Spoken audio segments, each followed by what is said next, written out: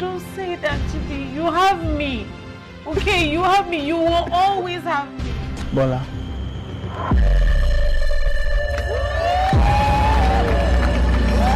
That's the story of my life.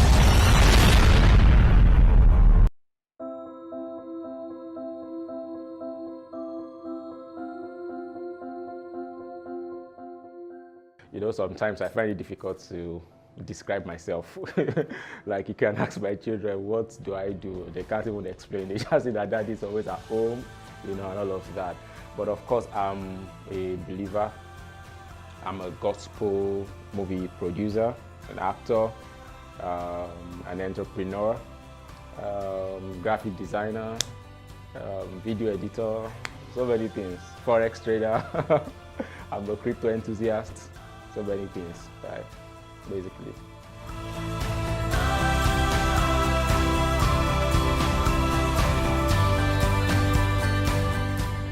Well, I think the journey started how many years ago? So many years ago, when my dad came from Ghana as a missionary.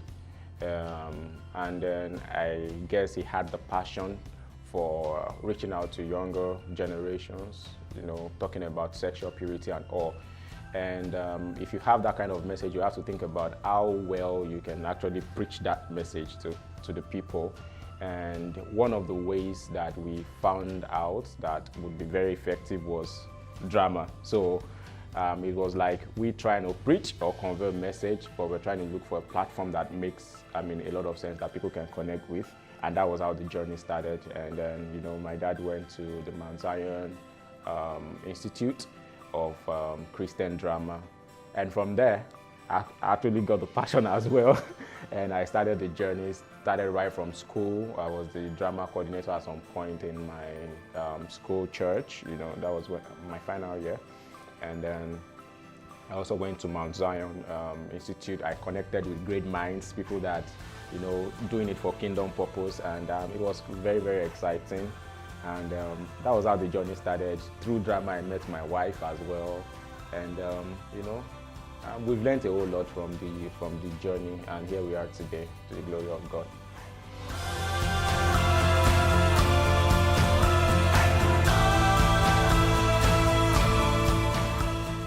Purpose for me is basically impacting others through different means. All right, I wouldn't say it's just purely drama. Whatever I can do to impact the lives of people, because service to God and humanity is the best work of life, they say.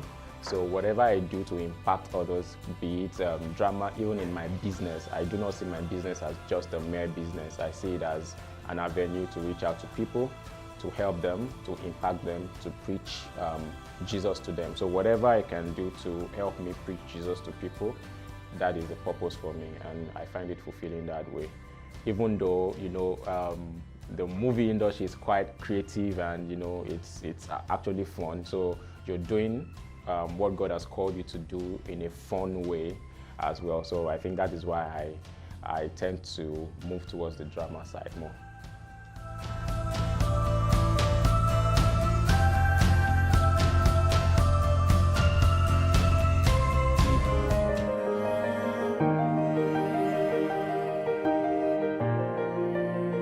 Man Down is a journey of faith. You know, it all started, I guess, just about 5 years ago. That was when it started. And when the first draft was written, it was titled The Pastor's Assistants at that time. Never had funds to continue with the production. And even shortly before Man Down production, I made some serious business mistakes of my life where I lost a whole lot of money, like huge amount of money. So it was looking as though Man Down would not come to pass. In fact, a month before the production, Man Down wasn't going to happen, right? But you know, when you set your heart to do some things and you know that God is leading you, somehow God will make a way. You know, that was the greatest challenge that I've ever faced. Not just about the production, but in my life entirely. You know, losing that kind of amount of money was huge. That's the biggest I've ever lost in my life. It has never happened before. So personally, individually, and in in terms of ministry, it was quite challenging. And at the end of the day, I just give God the glory. Going to the location as well. That would be the first time ever I'm going to be producing a major movie. I have never done that before, so I was learning on the job. And after that experience, I said to myself, if anybody is going to call me for movie production again, I was not going to complain because it was tough, coordinating people, ensuring that everybody is fine. Ensuring people can get accommodation, feeding people, ensuring that the scripts are okay, getting the different location. It was very, very, very tasking, very tasking. And one of the biggest challenges also was to get the right cast to interpret those roles, because after writing the whole script, and we've seen how beautiful the script is, who will play these roles? Sometimes we just go to God in prayer. God, please, who is Bola's mommy? Who is Bola's mommy? Review Bola's mommy to us. It was tasking, we share the idea with other drama members. Who is Bola's mom? Like, we don't know who Bola's mom is and all of that. So getting the right people to take those roles were quite challenging. And but at the end of the day, we're good. Another thing that I find challenging about the production was the location that we used. Everything that you saw there on Mandan was actually shot at Redemption Camp, apart from the last scene where Chidi was carrying the boy. But every other thing, Redemption Camp. So getting the right spot at the Redemption Camp was quite tasking. Not everybody wants to open their doors for us to use their houses for locations, and time was going, But at the end of the day, we thank God we got some connections, and I think it's a result of all the prayers that we've, invested into this project. But at the end of the day, we thank God we are fine, and Mandan is out right now. Yeah.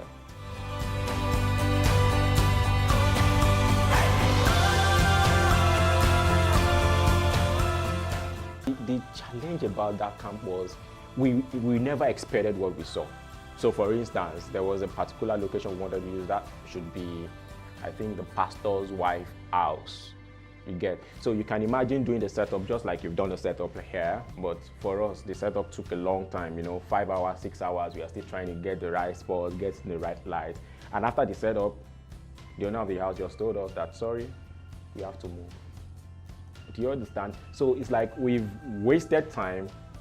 It's now time for us to shoot, and then we couldn't do it. It was quite frustrating. And a whole lot of other places like that, they'll give us time and they say, you have to be from this time to this time, you're out. And when you're doing movie production, it's not usually like that. But at the end of the day, someone in the team just said, there's a pastor that I know that has one kind of connection, all of that. We called the pastor, and the pastor connected us to a place where we eventually used, and we thank God, because if that challenge did not happen, we will not get that space that we used, and we used that space for a whole lot of scenes. Bola's parents' mom, pastors' wives' mom, house, Fejiro's house, exterior of the church. We just used that place. We maximized that place. We were there for like 4 or 5 days.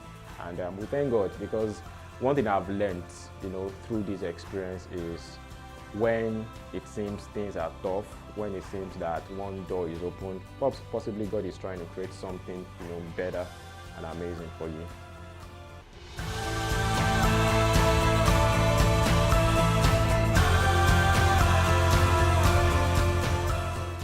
The role of the church is just like the hospital.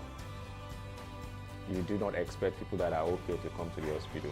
You expect to see people that are sick. The church should be like, in quote, hospital for people that are sick spiritually. But we've seen over the years that some of these churches, not all, of course, do not want to accept the sick ones. They only want to accept the ones that are okay, which I feel we really need to address. When they see some people dressed in not okay way, I'm not encouraging that anyway, or when they see people that are having some challenges based on some doctrinal issues, they might not even want that person to step into church. And I feel that one of the things that God has called us to do, or one of the examples we can, get from Jesus himself, is the love that he has shown unto us. And I feel that we need to replicate that as well, not just in church, in our daily lives, to love one another, irrespective of what the person is doing, irrespective of some other challenges. And with that, we can actually attract, them to ourselves and, make Jesus attractive to these people. And at the end of the day, they get okay. And through that, they can also disciple other people. Not just from the first glance, you feel, no, this person is not okay, or the person has committed or made a mistake, and you feel like I cannot associate with this person any longer. You get, these people need open arms for us to actually love them and care for them and show the example that Jesus has laid for us, basically.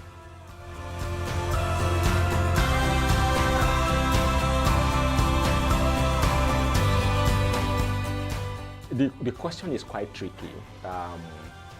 The thing is this, a lot of producers, gospel producers, because I've interacted with a whole lot of them, not that they are doing anything wrong in particular, but the gospel movie, should I call it industry? It's not an industry.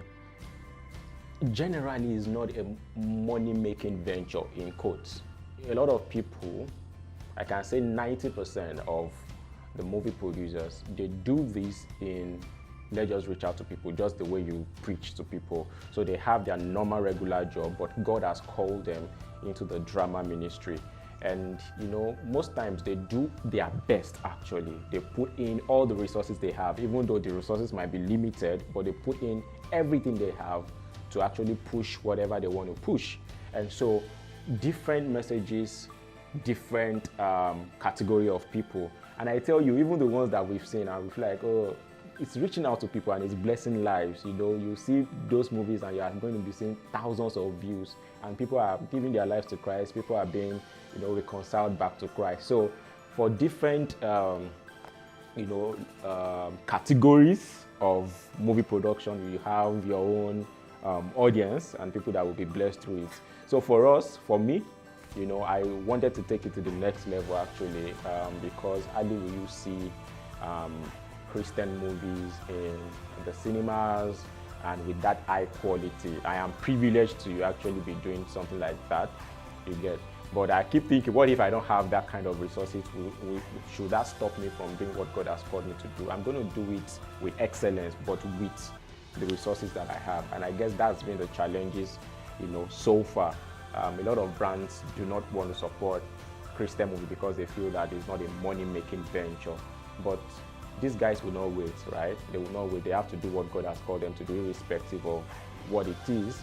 But I feel that the quality can always be better, definitely. I hope you get the point.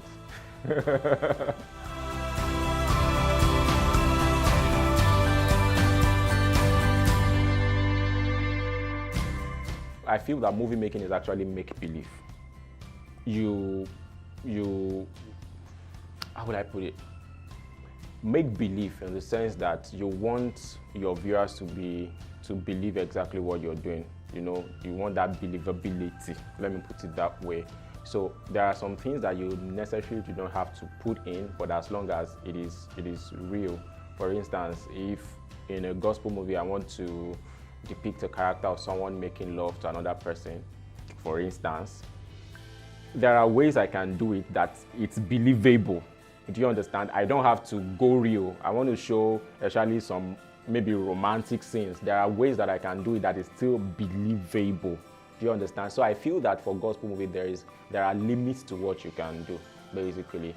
And that is why sometimes when you get entangled to some things, just because you want to go very real, you may find yourself hooked, and you may not be able to recover from that very early. So there are limits.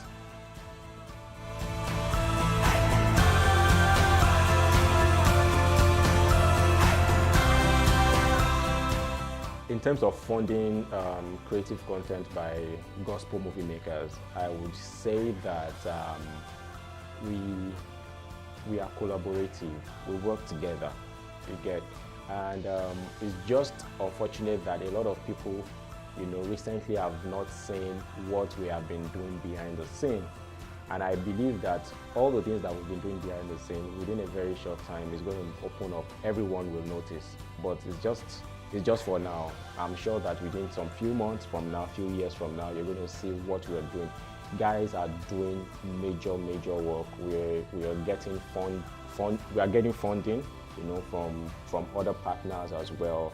And I've seen some storylines already that have not even been produced by a lot of producers, And when I saw some of these things, I was like, wow, we are getting somewhere, and I'm so happy and proud of where we're going to go to, or where we are getting to. So Netflix international communities should watch out. But the truth of the matter is this: we are already there. Sometimes you see our movies out, and within a very short time, you're going to be seeing 500,000, 1 million views. It's already happening, even though not on those platforms you're talking about. But of course, we are not limited. That's just the way I see it.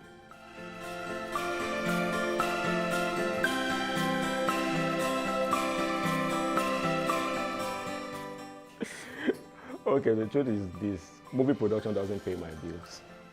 As a matter of fact, I am paying movie production bills. I am paying the bills. For instance, Man Down is a project that is worth maybe over 15 million in quotes in total, maybe, if not more, including the cinema process and all of that. And I wouldn't say that I've made even £1 million from that. You get. And I'm willing to go ahead and continue. You get, because I see that as a purpose for me. However, other things that I do, fund, all of these other ventures. Like I said earlier, into crypto, into forex, into advertising. Advertising, that has billboards and all of that, TV advertising, digital media advertising, and co. And I'm also a coach, crypto coach, forex coach. So I have hundreds of students in different parts of the world, not just in Nigeria, that will meet regularly. I have a platform called The Other School, theotherschool.net. That's a platform where we teach people different other things that they won't learn from their normal regular school. That is why it's called The Other School. So, for instance, in your school, they can tell you that we should come and dissect a toad. Now, how will dissecting a toad translates to money? So we try to bring in the balance, and we teach people some, life skills, which includes real estate, which includes affiliate marketing, forex, crypto, even network marketing. We teach them all of those things, and then they can decide to go their different paths and all of that. So those are the different ventures that I do, to generate some funds. So I'm a kingdom entrepreneur. So aside my own projects, I also try as much as possible, to fund other people's project as well, because we are all working together for the same goal, for the same cause, to reach out to people, basically.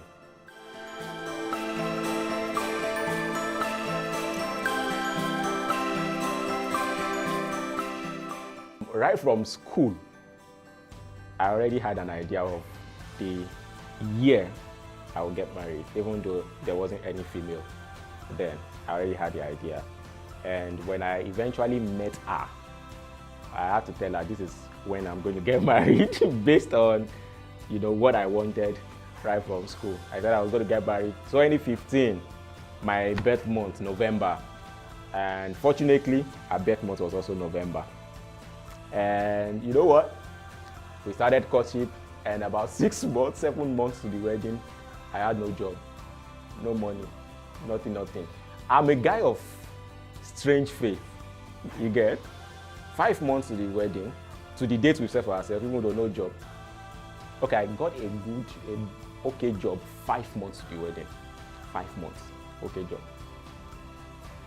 The strangest thing, or the craziest thing I've ever done was, we went ahead to print IV, wedding IV, and we started distributing to people that we know that will come.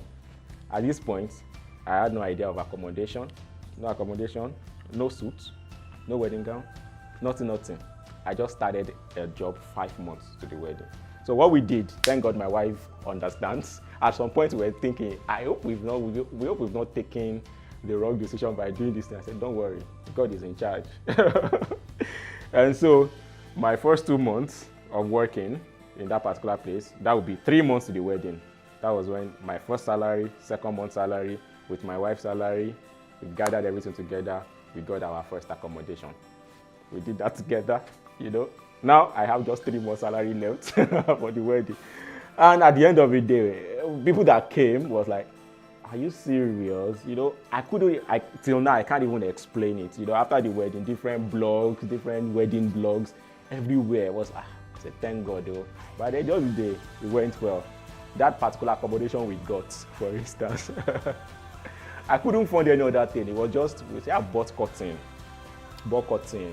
My wife did her master's. A mattress that she used for her master's, we brought it home. That was the mattress we started using. And of course, we needed to cook. I collected cam gas from my parents, and that was all in their house. Mattress, cam gas, and cotton. That was how we started. And the place was like a football field. The house was like a football field. But at the end of the day, we thank God for where we are today. You know, sometimes you just need to take some crazy decision, crazy act of faith, as long as you know that God is leading you. Nothing like honeymoon. We did our honeymoon three years ago. So that was it.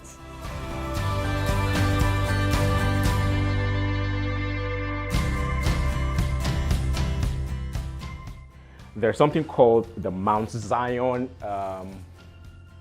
Power Nights. Singles Power Night.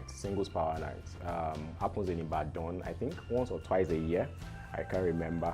On this particular day, I decided to go. I wasn't even sure, you know. My dad was going to minister, and I went. My wife also went there. I never met her before then. That was, have I seen you before? No. Have we met before? No. So that was the first time we will see, you know. At that point, we came back to Lagos together in the same vehicle, and that would be the first time I would ever see her. We never had any conversation, we were just seeing. Then after some months, I was invited for a movie location in Oyo town, to play a particular role. The movie is called Ija Ominira. I was invited, my dad was invited, and my dad was the main cast. I was meant to play my dad when he was much younger, so like same thing. And she was also invited, I never knew, so we met again in Oyo. Like, what's happening? She was meant to play a maid, but somehow she didn't play that role. Her role was changed on set. I was meant to play the role of a cult leader, and I was meant to stab someone as a cult leader. That's my character, not me. And the person I was meant to stab now happens to be my wife. It gets so. So I stabbed her in the movie. I was like, I asked to date me, but you refused to date me. Now I'm going to stab you, die. And then that was what happened. But during that movie location, we had to talk, you know. At some point, he served me food, you know, and all of that. We had conversation. At that point, I started learning video editing, movie editing, and all of that, movie production. And she told me that she was interested in also learning that. I was like, fine. You can come to the place I'm learning. So, and we started going, after the location in Lagos, we started going to learn together. So that bus movement, going together, coming together, always together in the bus, and all of that. We started interacting, started, you know, getting to know ourselves better, and all of that. But even at that point, my eyes did not see clearly. For some people that were pointing attention, are you sure God is not saying anything about this sister? Because maybe because I wasn't very ready then. So it was at that point I had to sit down, like, guy, don't take things for granted though. She might be the one, you know. Then at that point I was so serious about it. I started praying and all of that, and I felt like, yeah, she's the person. And I went to her house sometimes. She stays with her auntie. I stayed with my parents. I went to her house. Then I told her I wanted to see her. Then what was I discussing? My entire life story. This was what happened to me. They were like, so why are you telling me all this? I said, I just decided to tell you, I'm going. And I left. But what it led to our daughter, I proposed to her on phone. I couldn't face her physically. First time proposal, you know. But the second time proposal, I did it physically. I bought an oversized ring because I couldn't measure her. I proposed to her right in front of my parents. I told her to come home. My parents want to see her and all of that. And she came thinking that she's coming to see my parents. Yeah, my parents came and they were discussing. And before you know it, I popped the question, will you marry me? And then she said yes. And that was how our first wedding counseling started, or marriage counseling. Daddy and mommy just sat down. Now that you have decided to say yes, these are the things that you must and you must not do. And that was how everything started. And then we moved on. We fixed the date to our wedding, like I said, and we pursued it vigorously. And here we are today, 2 children after. Glory be to God.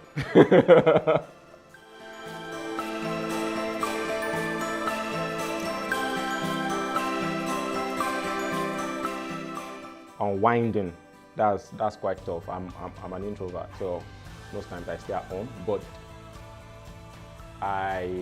because of my relationship, I ensure I'm the one that goes out the most. I have to take her along. Let's go out. So go for shows. Like this Sunday, we are likely going to go for another show. Going to the cinemas is something that we really do not do as much.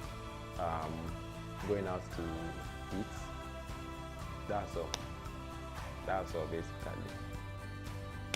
I play games at home, PS4. And most times I unwind on my bed with my laptop. Nothing else. Tiredness is no excuse for lack of grace. I'm sorry, ma. Next time, I'll be more gracious.